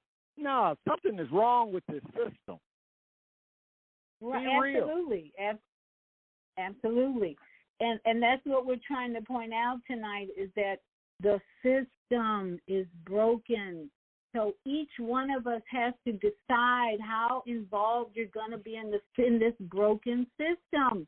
Are you going to come out of it, the matrix, the system, whatever you want to call it, or are you going to continue to participate in the money? The fact that demonetize has come up all week is just a message for us to get out of the demonetization everything. People are crazy on social media. So what are we going to use? Bartering. There's a thing called bartering, for one. That's one of the ways. And when we get into communities where people are skilled, when we get into communities where people are learning to build their own houses. When is it? And that's one of the things I'm involved in right now is helping my brother L.A., teach people how to build their own tiny houses. We got to start somewhere to get out of this system of mortgages, for instance. You think you're going to buy a house, a 3-bedroom, 2-garage these days and live happily ever after? Hell no. They got planned taxes. They can get you out of the house with taxes, insurance. That's the struggle people are having right now. What? And where everyone out here is buying Quonset huts. People are buying up Quonset huts. People are moving into Quonset huts out here in North Dakota, like little miniature airplane hangars. That's what people are buying and converting. Right, and you got the sister in Tuskegee. She's putting container homes. She's got 5 container homes, plus they building 3 A-frame houses in order for the people, and they took 15 out of the 47 acres. Buy the land and build it. Own the land. Where we sitting at right now for this, brother owns 2 houses that we use as Airbnbs that we come and do our event. You got to own, and the part of it is that we look at they're not going to make any more land on this planet. When you invest in land, you invest in economics. Land is the basis of all economics on this planet. And that's a hard, you know what, Kwame, to say, that's a hard sell in the Black community because here's the thing. Just today, I posted something about blonde hair on Black women. She has a problem seeing blonde hair on Black women. So we went back and forth and, well, it's not just the blonde hair. I said it's the straight blonde hair. And we were going back. And I said, the issue is really, why are you spending all this money on hair when you should be buying land? How come you can't stop spending thousands of dollars on hair? Been trained to be a consumer. And there was one Black woman who just wanted to debate the issue. I can wear whatever. Black women can color their hair red, they can color their hair yellow, blah, blah, blah, blah. And she just couldn't get the idea that it's not really about the hair at all. It's just about how are you spending your money? Why aren't you investing in land? And so we had to just give up that conversation. But that whole conversation is how do you invest in yourself? Coloring your hair or making generational wealth? Exactly. And that was the big issue that this person just couldn't understand. Is that we're really not trying to judge you for your hair color or whatever. We're trying to say, let us invest not so much in our hair. Why are all these women got hair down to their butts now? Every time I go out, especially black women, they got hair down to their butts. Their hair. What TikTok the hell is going and YouTube. On here? Exactly. So that's why we're talking about these. The system is so broken. This government is every day breaking the laws that are out there. The Nuremberg Codes, any law you just bring up, they're breaking the law. The Constitution, anything. They're the part that you said, for the love of money. They are the profiteers of the misery that you see going on in these different communities. They profit from your misery. Absolutely. So the question we have to ask ourselves tonight, those of who are here, those who listen later, how are we going to make a difference in this crooked system, sane system, and this non-functioning government? As the brother just said, in North Dakota, they're building and living in houses that, what did you call them again? Quonset huts. Spell that for me.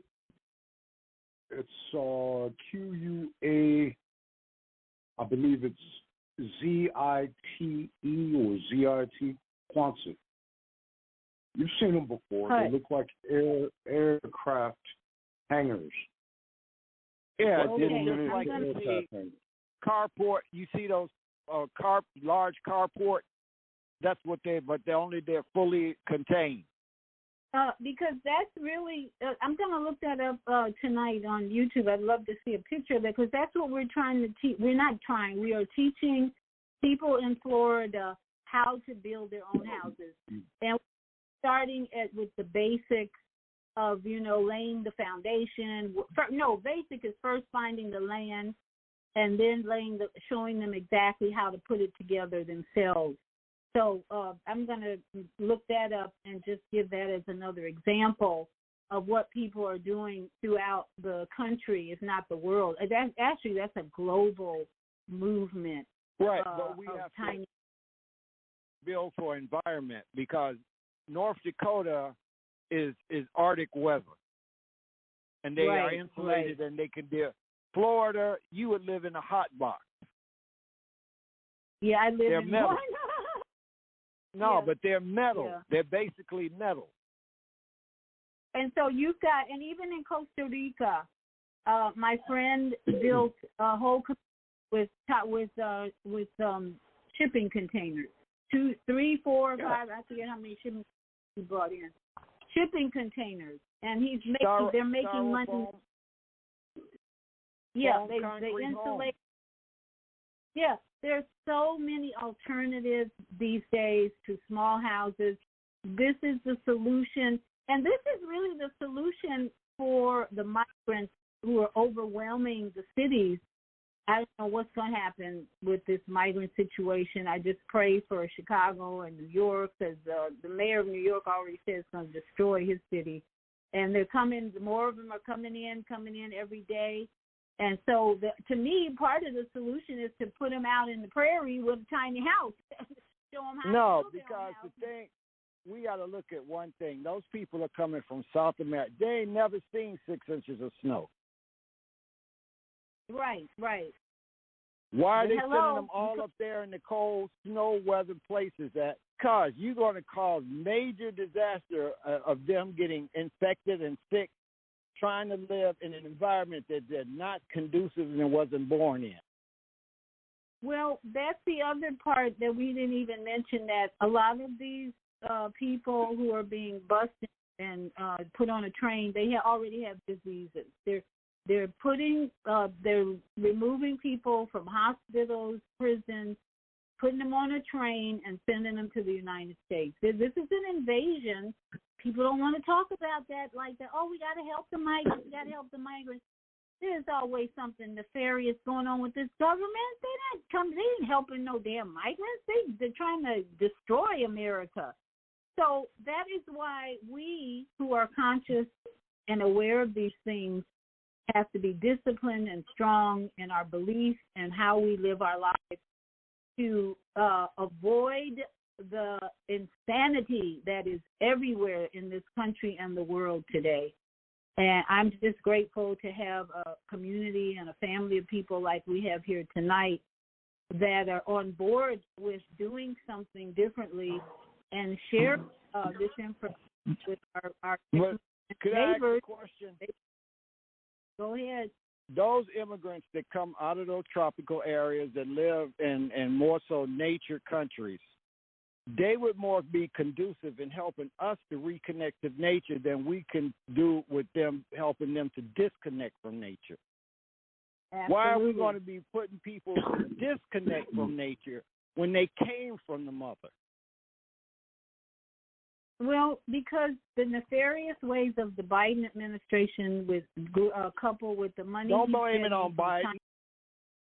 No, the administration is. We don't have to blame it on Biden. This has been planned, Kwame, for years. This is what people are so naive about this shit. This has been planned for years, if not 10, 20, 30 years. They've been planning this destruction of America. This is what's happening. Daddy Bush was the one. Yeah, we don't have to blame Biden. We could blame the Democrats and Republicans. All those people in Washington accepting bribes from the pharmaceutical industry and from every other corporation that's handing out money, just blame them all because they're involved in allowing invasion with the people who have diseases. Yeah, you're right. People coming from a tropical area and you're going to send them to Chicago and New York where it's going to be cold as hell. What do you think could happen there? No, nothing could go wrong there, right? It's all planned. It's all planned. That's what I'm saying. It's just up to us. It's up to us to decide how we make our lives different from what this insanity that's going on. And a part of it is discipline. We got to be more disciplined in how we live our lives. Look at something. When Bush and that's Daddy Bush went down and got Noriega, the cocaine trade that was coming out of the South Americas, where all of these immigrants are coming from, was $1 billion. It's $1 trillion business now. Yeah, look at the money absolutely. that they make, and that's tax-free money for those investors in the drug trade.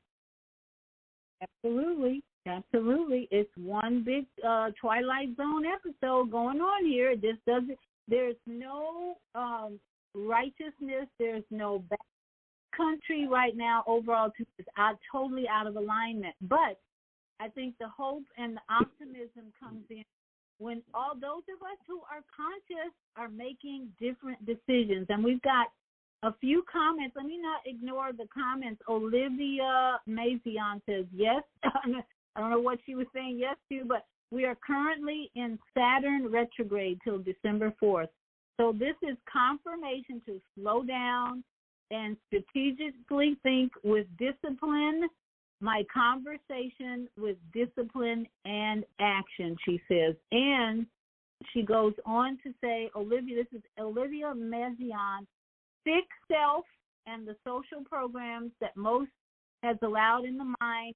It's disciplined and meditate to hear from within, to even know the first steps of what to do to take action. Be about it, not talk about it. Thank us, and I love the topic. Absolutely. That word discipline has just been coming to me as well. And then today with Naima's show, The Three Black Moms, that's what they were talking about, discipline. Discipline is hard at first, but the reality is that discipline pays off in the end. And as she said, it's time for meditation.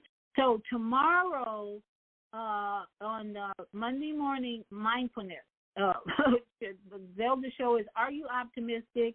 Do you believe? During the conversation on Monday Morning Mindful, director, producer Dr. Gary Hines of the Sounds of Blackness. Set your alarm 7 to 9 a.m. Central Standard Time and join the conversation. And I use their music on my Monday morning show. I've been using it, Time for Healing. So you don't want to miss tomorrow's show with a director-producer, Dr. Gary Hines, who will bring the musical optimism. And for me, that's what brings relief from the stress is music. Oh, my goodness. I started playing Yanni again because Yanni's symphony is, like, so soothing for me. But I hope that all of you will begin to find those things that do bring you peace and reduce the stress, because it's probably going to get a little bit worse before it gets better. And the thing is to just keep in mind where we're headed, to fourth dimension, and keep discipline. So, Kwame, Brother Craig, any final words from you, brothers? I have none in yourself. What's that again? Define consciousness within oneself. We're saying be conscious, but do we know what really consciousness is? Thank you. We do. We do have to define, and that's what she means about meditation. How do you define words like consciousness? The same way we define the demons. That comes to us from the cosmic order of life, the cosmic order of the universe, the spirit, the birds, the birds. When I hear birds first thing in the morning, that makes me smile. Oh my God, that's why I keep my windows open now. We're in a season in Florida where it's nice and cool in the morning. It's not so hot. And I don't get out of bed till I hear those birds singing, because they're like my alarm clock now. I don't have any alarm going on Monday morning. So I encourage all of you to start listening to nature. That's how you find what consciousness is. Listening to nature, looking at the synchronicity of things, and realizing that is what is most important, is having a relationship with nature and building on that to survive. The discipline will come, I believe, when you have a close relationship with nature and the Most High Spirit.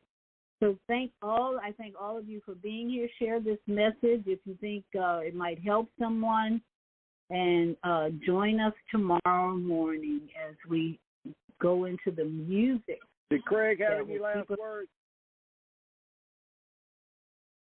Yeah. Craig, anybody commit it out?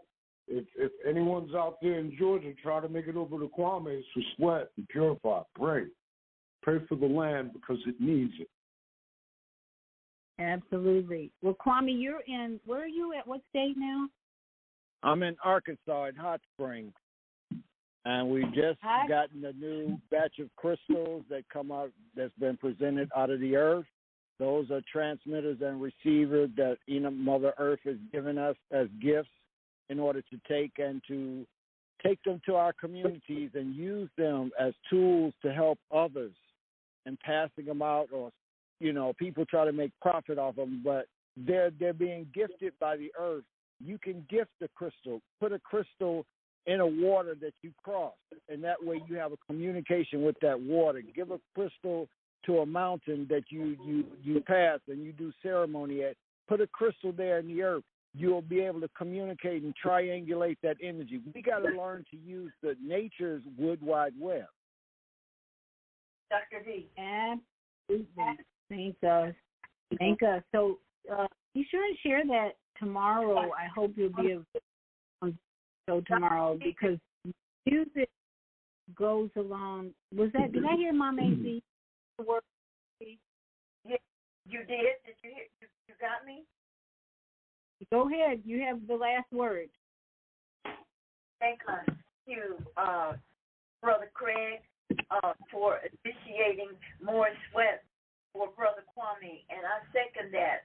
Everybody in the listening audience, if you're dear Brother Kwame, go, because sweats are needed. I'm in prayer about somebody coming to a sweat circle valley in Cochise stronghold here in Arizona, because it is very, very necessary, family.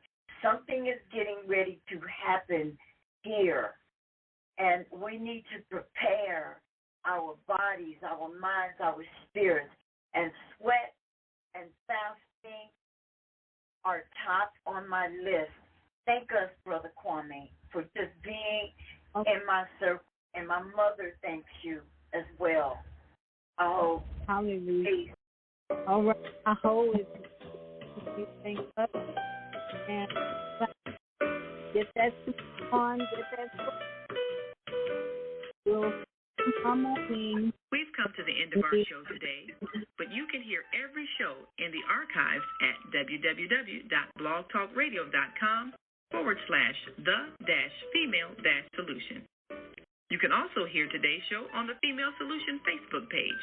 Go to www.facebook.com/thefemalesolution. Leave your comments about today's show. You can always reach me on my website at www.naimalatif.com. That's www.naimalatif.com. Watch our TV shows, listen to our radio shows, order our books, and be sure to get your copy of the book, The Female Solution. On behalf of our team of radio hosts, I'd like to thank all of you who participated in today's discussion. And to our global family listening from all around the world, we say thank you. To our family in China, Sheshe. India, Sanyaba. Japan, Arigato. Korea, Arigato. Kamsamnida. Russia, Spasiba. Germany, Danke. Poland, Jean Couillon. France, Merci. Spain, Merci. Gracias. Italy, Gracias. Grazie. Egypt, Gracias. Shukran. Ghana, Medasi. Nigeria, Eshe. South Africa, Ngiyabonga. Senegal, Jared. Kenya, Asante. Israel, Toda. Pakistan, Shukriya. Afghanistan, Tashakur. Saudi Arabia, Shukran. Assalamu alaikum wa rahmatullahi wa barakatuhu. Thank you. And may peace be upon you and the mercy of God and God's blessing. Aloha to you in Hawaii. We love you. We send you love and protection. Stand firm, Maui and Lahaina. Love you. Mwah. Shalom.